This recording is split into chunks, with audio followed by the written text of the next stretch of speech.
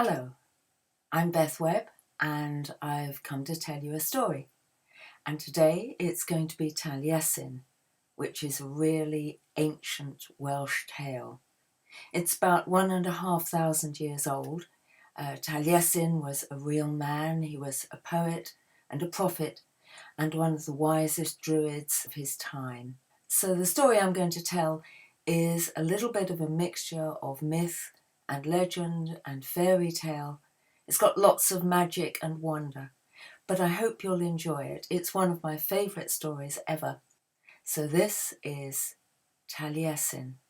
Let me take you to mid-Wales, to Lake Tegid, and by that lake, along the shore, amongst the trees, there used to be an old castle, the home of the giant Tegid the Bald and his wife Ceridwen, who was a witch.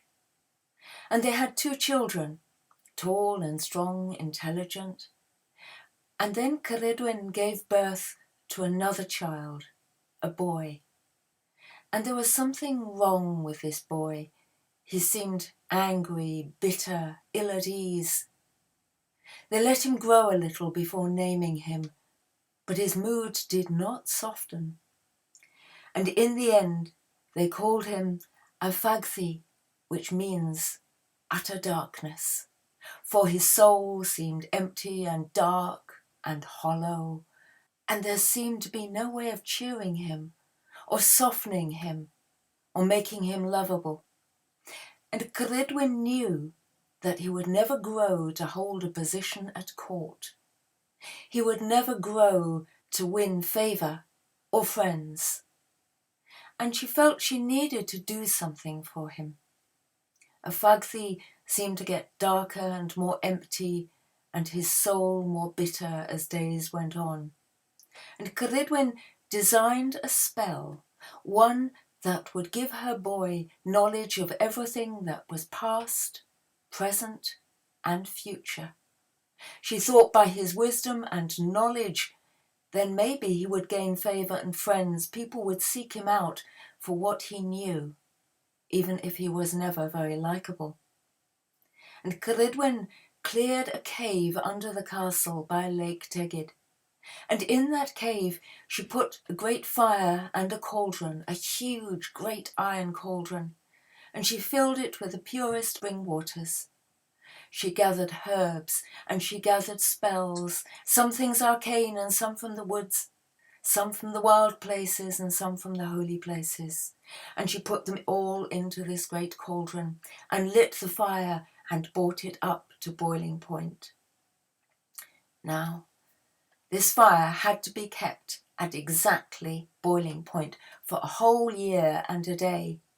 And even Ceridwen needed rest, so she hired 2 people, an old local blind man, old Mordor, and Mordor was expected to chop the wood to keep the cauldron simmering nicely. And she also hired a young boy, little Gwionbach, and he was told to stir the cauldron day and night, for it must keep moving, it must never burn, it must never stick. And Gwionbach was given a great ash paddle to stir and stir and stir. And slowly the mixture began to change colour. From the colour of herbs and spring water, it became a strange, eerie, muddy colour, and it smelt foul. And the time went on, and Mordor kept the wood cut and the fire burning, and Gwion kept stirring and stirring, although his neck and his arms and his back ached until he could drop. But finally the year was up, and Ceridwen went off a few hours before the spell was ready to gather fresh honey and sweet herbs and flowers to put in the cauldron, for Afagthi was of such a foul temper he would never taste anything, however good for him it was, unless it suited his taste and his tongue. And so Ceridwen went to gather sweetness. But as it happened, the cauldron had almost completely boiled dry. There was just a few splashes of liquor at the bottom. And Gwion, who was still only a lad, had to lean right into the cauldron to stir and stir and stir. But as he did, the great ash paddle slipped. The liquor splashed onto his thumb, and he went, "Ow!" as anyone would. But as it happened, those 3 drops were the exact 3 drops of the spell, knowledge of all that was past and present and future. The rest was poison. And as Gwion danced around sucking his thumb, with his newfound wisdom and knowledge, he knew that Ceridwen would find out very soon and would be after him and would kill him. So, without even waiting to say goodbye to Morda, Gwion leapt out of the cave and down the hillside. And he ran along the side of the lake, and then he thought perhaps he was safer if he went up and inland. And as he ran, the cauldron cracked and split, and the last liquor spilt, poisoning the streams all around the lake. But Ceridwen, on her way back with honey and sweet herbs, heard the crack resounding and echoing across the lake. She screamed, dropped everything, and ran, and she came straight into the cave and saw the broken cauldron and old Morda sitting, wondering what to do, for he knew something had gone wrong, although, of course, being blind, he couldn't see exactly what. And Ceridwen picked up a stick and hit him round the head. "Ow!" he said. "What have you done that for?" "I haven't done anything." "Where's the cauldron? Why is it broken? What's happened?" Morda said, "Search me.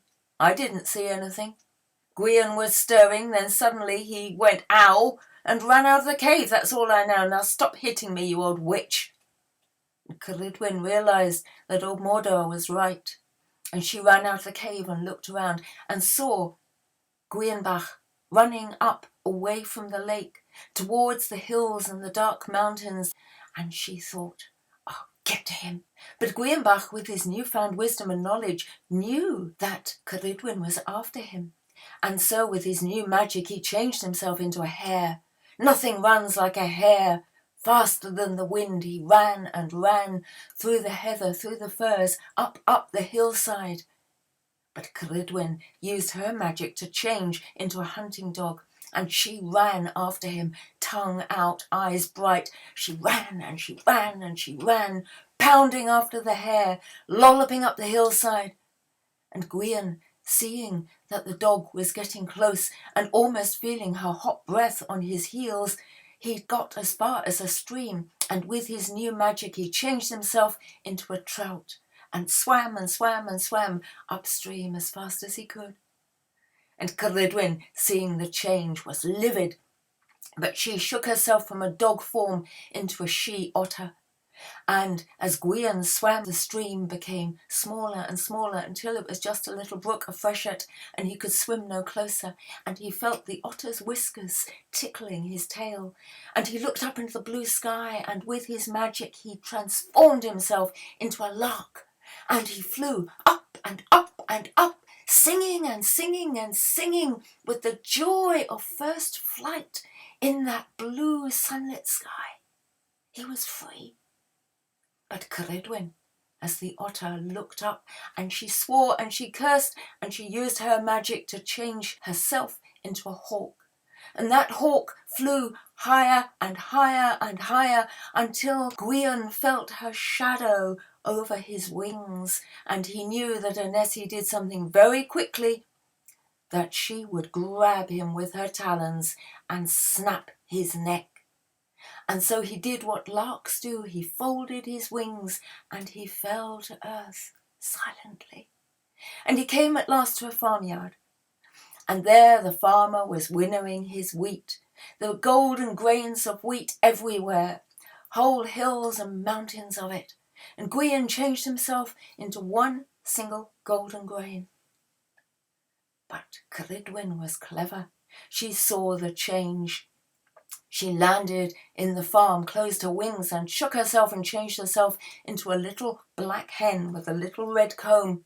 Cluck, cluck. She scratched here and she scratched there. The farmer shooed her away, but she kept scratching and pecking and scratching and pecking until she found the one golden grain of wheat.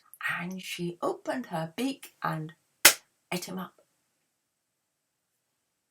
Well, you might think that's the end of the story, but this is a story of magic and transformation. And Gwion, realising that he'd been outsmarted and swallowed, thought, well, what do seeds do? Seeds grow. And so he wriggled and he wriggled and he wriggled until he found a soft, warm place in Ceridwen's belly. And there he grew. And Ceridwen, shaking herself and becoming a woman again, strode off home, thinking she had finished off Gwion once and for all. But then, within a month or so, she realised she was pregnant.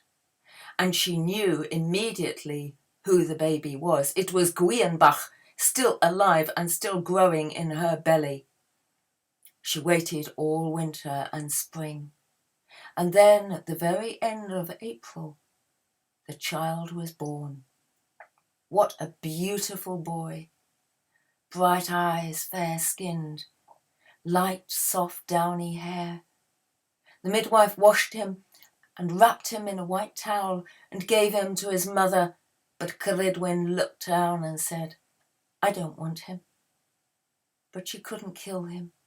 He was so beautiful, and he was bound to be a great druid and a great poet, and she dare not kill such a one as he.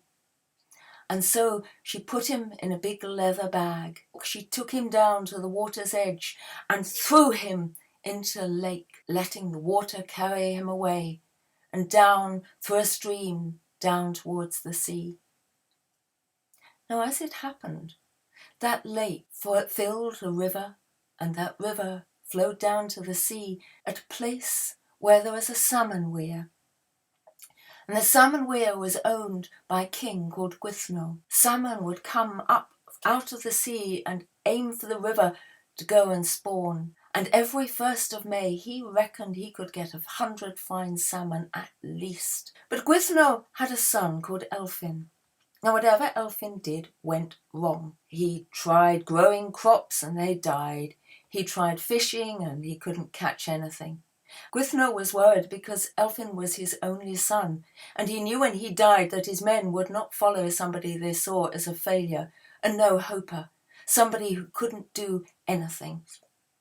And so this particular year, Gwythno decided to send Elfin down to the salmon weir, for the salmon flowed without fail. And when Elfin came back, carts laden with great big silver gleaming salmon, then everybody would say, see, Elfin can do things. He can get things right. All is not lost. So Elfin and his men took the carts down the river.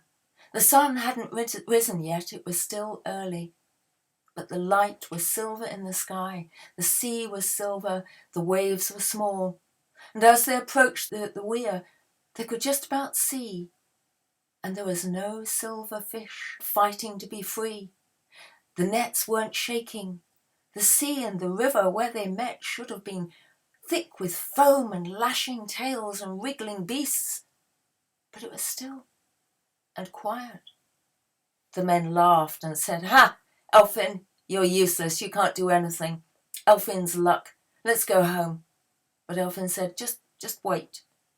He dismounted from his horse and he waded into the salmon weir. And there he searched the nets top to bottom, thinking there must be something in here.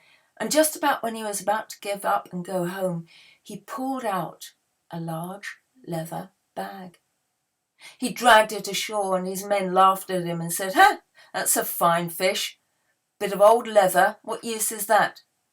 And Elfin said, oh, do shut up. And he opened the bag just as the sun came up. And as he opened the bag, there was the head of the little newborn baby, and the sun caught him on his forehead, and it glowed like the sunlight, and it seemed to be a sign of hope coming out of darkness, this fair, bright head. And Elfin said, that indeed is a fair brow.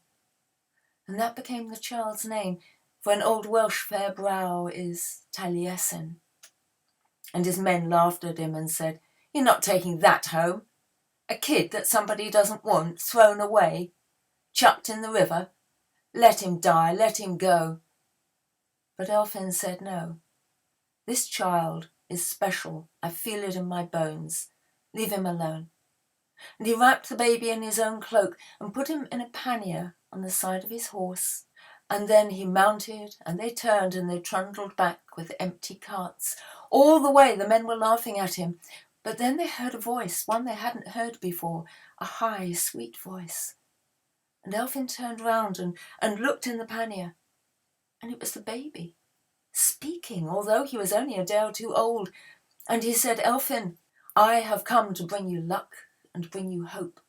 Out of your darkest place, I will find a way to change things for you. For I may be small, but I am very clever.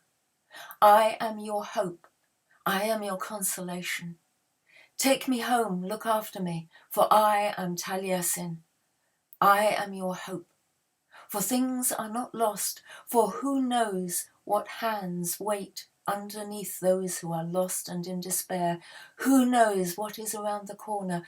Who knows what goodness waits? Trust me." And Elfin turned to the baby, pulled the cloak aside and said, "I shall, little Taliesin, I shall." And Elfin took Taliesin home, and he and his wife looked after the baby as if he was their own. And because Elfin had been kind, from that day on, his luck changed. And as for Taliesin, he became one of the greatest and wisest poets that Wales had ever known.